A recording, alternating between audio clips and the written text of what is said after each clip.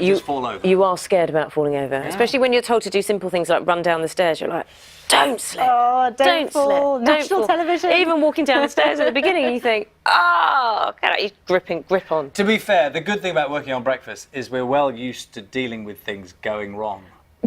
Aren't we? No, just because it's a live television environment and things happen, don't they? We all know things happen. Certainly do. Do you know, They just certainly laugh do. them off. Well, you do. That's the way to do it. What have you got for us this morning? Good morning to you both. Good morning to you. And well done, Naga. You should be really proud of yourself. Thank you. You did a fantastic job. Thank you. It's kind. Thank you. Good morning to you. Let's start with some of the papers. And we're going to start with the Financial Times. This story right in the middle of the paper here. And it says that the government is considering paying the European Union billions of pounds to keep access to the single market, to get that access for the City of London after Britain leaves the EU. Now, bankers argue that they rely very heavily on these schemes that have the same regulatory impact across the EU. And they say without the so-called passporting rights, they're threatening to move out of the UK. So this is a pretty similar story we've been hearing right across the markets. And I just want to show you this story here. This is in the Daily Telegraph.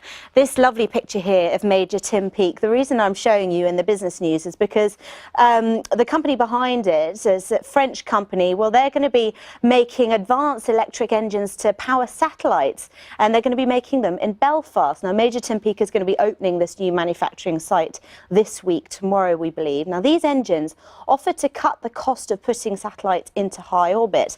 And the boss says that actually there's been a lot of encouragement from the government to invest in the space industry.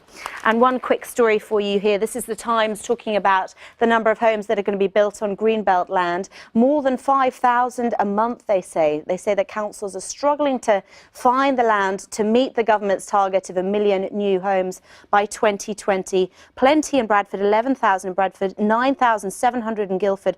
A lot of them on that list, on that little graph here, a lot of them are coming in the southeast. Perhaps no surprise there. We're going to be talking at 10 to 7 about whether or not our homes are actually up to standard, because about 40% of them are apparently not.